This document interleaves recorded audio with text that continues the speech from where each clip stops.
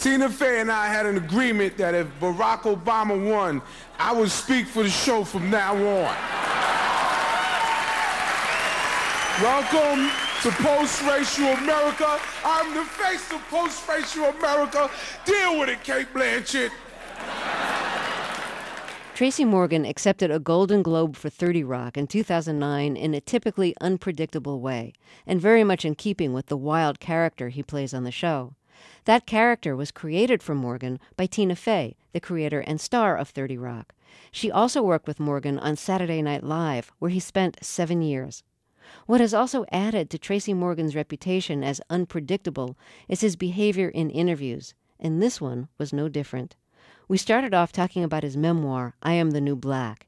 In writing about his childhood, he described growing up in the tough Bedford-Stuyvesant neighborhood of Brooklyn, and then moving to live with his father, a Vietnam veteran who was addicted to heroin during the war.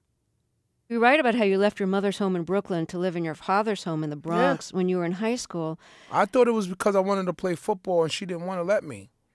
And now what do you think? I think it was bigger than that. Now that I look back on it now, I think that I ran because if I would have stayed, I might have became a statistic like some of my other friends. I might have got caught up in the streets, and I might not be sitting here talking to you. So I did what I thought was best for me, and I ran, and I went to my father, who put me in a high school with a football team, and said, run, Trey, have fun. And by the time I really got to know him, I was still going through anger. Because I was still angry. I was like any other inner city child with a chip on his shoulder because his daddy and his mommy wasn't together. And I should say, when you went to live with your father, he wasn't using anymore, right? No, he had stopped maybe 10 years. Yeah, I just wanted to make that clear. But it was too late. Yeah, it was too late. He wasn't using then. My father was, he was down like 4 flat tires at that time, but I was angry. He was always in my life. My father was always there, took me fishing and all these things. But it's not like having daddy there. In reading your memoir, it seemed to me the most emotionally difficult part of what you were writing was writing about leaving your mother. That when you were in high school, you decided you didn't want to live with her anymore, you wanted to live with your father. And you just kind of left one day. It was a terrible situation. It was a really terrible situation, and it wasn't my mother's fault. Something just went off in me. I wanted better for me. And I not only ran away, I came back a year later and got my little brother and my little sister. And took them with you to your father's house. Yeah. And he got custody. He got legal custody. Which that was really hard. That was the hardest day of my life. And I heard my mother cry. And it just broke me down.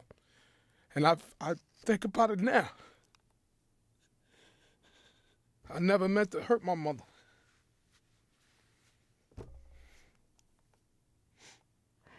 In the book you describe how are you okay to keep going? Yeah.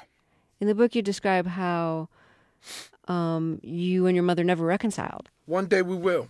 Maybe one day she'll pick up this book. I figure she would. Maybe she'll read it. Do you intend a way of saying to her, let's talk? When you talk, argue with you and walk out the room. When you talk to somebody on the phone, they can hang up on you. But when you write them a letter, they have that letter. They just have to read that letter. Me, I forgive my mother and I move. That's for moving on. That's for me. My mother had forgiven me. That's all I'm saying. That's all I'm saying is I stand with the position you was in and why you did what you did. I love mother made sure her stubbornness, she made sure we would. That was my mother. My father wasn't there for that. You know it's going to be odd for people hearing this. A lot of people say that when they see you being interviewed, that they never know, the Tracy Morgan and Vince. And so people are always used to seeing you being comically over the top as yourself on television. I'm not talking about 30 Rock or anything. I'm just talking about like when you're interviewed. And there's that famous thing that's all over YouTube where you're interviewed by a local TV Well, you're the first person to ever interviewed me in retrospect. Is that true? Now you're seeing the other side. Oh, okay. Now you're seeing the other side because it's just like you was completely. Interested. It's like 180 degrees from the over the top comic side. It's like whoa. It's like I love you for that, Terry. I love you for that. Just caring, just being interested. I love you just for that. You know, and I feel good. I feel good. Being that emotional. It's emotional. It's emotional for me. It is. And I got to be honest with thyself. I'm funny. I still turn the funny on. The funny bus is still sitting downstairs. Yeah, the funny bus. I got a whole truckload of funny downstairs. Okay. Stop. I just think people are going to be kind of stunned, like, whoa, this is like not what I was expecting. It's like he's got his. Well, you think they're going to say I had a meltdown on the air? And all that? Yeah, no, but people cry. No, people I know. have emotions. No, I know. I feel. I know. Yeah, I feel. So, I want to get to Saturday Night Live when you joined there. I'm going to quote something from the book. You say, "I'm real life ghetto, and that's probably why they brought me into Saturday Night Live. But Saturday Night Live wasn't ready for that, not at first. I had my finger on the pulse of urban comedy, but when I brought my act to Saturday Night Live, they just felt bad for me." I want to play an excerpt of a sketch from Saturday Night Live that kind of satirized the differences between you and other members of the staff. So this is a sketch with Rachel Dratch, and before you're co-hosting a talk show, and she describes it as a show inspired by actual conversations and interactions between Rachel Dratch and Tracy Morgan. So here it is. Hello and welcome to the show. I'm Rachel. I'm Tracy. And today we'll be talking to a funny man and talk show host in his own right, Jon Stewart. But first, a segment called Catching Up, where Tracy and I catch up with what's going on in each other's lives. So, Tracy, what'd you do last night? I just chilled out with the homeboys, you know what I'm saying? Busted down a couple of bottles of Cristal at the club. Drove around my baby blue Jaguar. Typical bad boy stuff. Cool. What about you, Dratch? What you did last night? I went to this Brazilian restaurant on the Upper West Side with a couple Dartmouth friends. You should go. They have really good flan. Yeah, I don't know what that is. So that's Rachel Dratch and my guest Tracy Morgan on Saturday Night Live. So was there like a culture gap similar to the one that we just heard in that sketch between you and Rachel Dratch, or you and other members of the show? Absolutely. Absolutely. We celebrated the differences and where the places that we came from. Saturday Night Live was like a university for funny. And at that point, I realized that in order for me to do it, I had to put my guards down and let the writers see my flaws to make fun of them. And I learned how to do it. And that was my process. That became my process. Okay, when I'm doing it, it may be too urban for this mainstream audience. So I'll let the young guys, the mainstream writers, do it. But I'll give them the stuff. What do you mean you'll give them the stuff? If I didn't give 30 Rock writers stuff to write about, I mean, what? I'm a 40-year-old black man from the ghetto. You know what I mean? What does a young writer know, white writer know about that? So what did you give them? So it's all collaboration. I just started to collaborate, and I realized the gift of collaboration is more than the gift of competition. How did you start collaborating with Tina Fey on Saturday Night Live? Just being funny around her. And Tina Fey was basically the first one to go, wait a minute, this dude is funny, but you got to let him be him. You can't be afraid. Yeah, he's edgy. He's from the ghetto, but let's let him be him. And it worked. So what did she write for you that you thought really worked? She wrote me in The View. Oh. She wrote me in Judge Judy. Star Jones. All of these things. Yeah, Star Jones. She wrote all of that stuff. One of the characters you did on Saturday Night Live was Maya Angelou, the poet and memoirist. And so I just want to play an excerpt of that sketch. It's on Weekend Update with Tina Fey at the desk. And you're wearing this graying wig with like large red glasses and lipstick and gold earrings and a Right. kind of almost tie-dye orange-red top. I remember. Okay, so here you are as Maya Angelou introducing your Hallmark cards. This month, Hallmark Cards will release a series of greeting cards written by poet Maya Angelou. Here now with a preview of her work is Maya Angelou.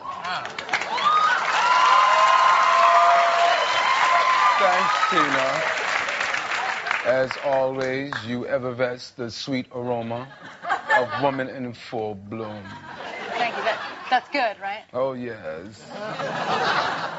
And now I shall read some of my Hallmark cards. I will begin with this one here. It's my favorite. I lay down in my grave and watch my children grow. Proud blooms above the weeds of death. I lay down in my grave to die. Happy 5th birthday, grandson. Wow, that was moving. It's a very moving sentiment. It made my grandson cry for days. And look, there's a little slot to put money in. Oh, so that's perfect. Yeah. This next one is my favorite. I see you, brown skin, neat afro, full lips, a little goatee. A Malcolm, a Martin, Du Bois. Sunday service becomes sweeter when you are black, black like the night. Happy bar mitzvah, you little boobala. That's Tracy Morgan in a sketch from Saturday Night Live playing the poet Maya Angelou. So when Tina Fey told you that she had written a show around a character that she created for you, what did you think? I knew it was going to be funny because everything else she had did for me was great. And I was like, Tina, I love Tina. I'll roll with Tina. But what we didn't know was how successful the show was going to be. I didn't see all of this coming. 14 Emmys and all of that stuff. Nobody sees all that. We just put the work in and hope people love it. Now, the title of your new book is I Am the New Black, and that is an allusion in part to a sketch that you did on Weekend Update in 2007 during the presidential campaign. And I want to play that. This was in response. Geraldine Ferraro during the campaign had said about Obama, if he was a white man or a woman, he wouldn't be in this position. He happens to be very lucky to be who he is, implying that he was really lucky to be black because it's making him more popular. You know, that reminds me of what Lorne Michaels said to me when I first got to Saturday Night Live. And I thought people was isolating me and all of that stuff. And Lorne Michaels called me in the room. And he simply said to me, Tracy, and this is coming from Lorne, and this is why I love that man like he's my father. He said, Tracy, you're not here because you're black. You're here because you're funny. And that's all he had to say to me. My fangs came down and I began to feed. So how did that change you at Saturday Night Live when Lorne Michaels said to you, you're not here because you're black, you're here because you're funny? It let me know. And I was there not because I was black. It let me know I'm here with Will Ferrell because I'm just as funny as him. So did that... Now go to work. I don't want to hear no excuses. I was looking for an excuse. And Lauren said, no. An excuse for what? I'm not giving you that. An excuse for what? To fail, to bail out, to run. Again, like I did when I was a young kid with my mother. To run. And I got to stop running. I stopped running away. And I dealt with it. Were you considering leaving the show? Did you feel like you were failing? Yeah, there were times where you weren't in. Yeah. Oh, I thought it was because I was black. They wasn't putting me in the sketches. No, because I wasn't being funny. But I was making my adjustments. I was coming from a different world. I was coming from a world of black people and knowing how to make them laugh. And a lot of black entertainers, sometimes they search for the perfect audience. They stay in their comfort zone. And I was out of my comfort zone. And he said, make yourself comfortable. You're going to be here for a while, my man. You're very talented. And I believed him. Lorne Michaels is my customato, like Cuss was with Mike Tyson. Customato would come in Mike Tyson's room every night and tell him. And Mike knew. He was like, what is this guy talking about? But Cuss was building his confidence up. And that's what Lorne used to always do to me. He wouldn't talk to me, but sometimes he would give me a wink. He wouldn't talk to you? Build my confidence up. And I would go out there and I'd do anything to make Lorne Michaels laugh. And it was a confidence builder for me. And I love Lorne for that. You just said he wouldn't talk to you. Is that because he's not a talkative guy? No, he was like Vince Lombardi, but he'd give you a wink. He'd give you a wink, pat you on the butt. Yeah, good job. Good, funny sketch. Give you a wink. He won't come over to you if he don't know you. If you're a new cast member, go, you were great, because it might go to your head. But if he give you a wink, then you know you did your thing. But you still got Monday, brother. And you got to come even harder now.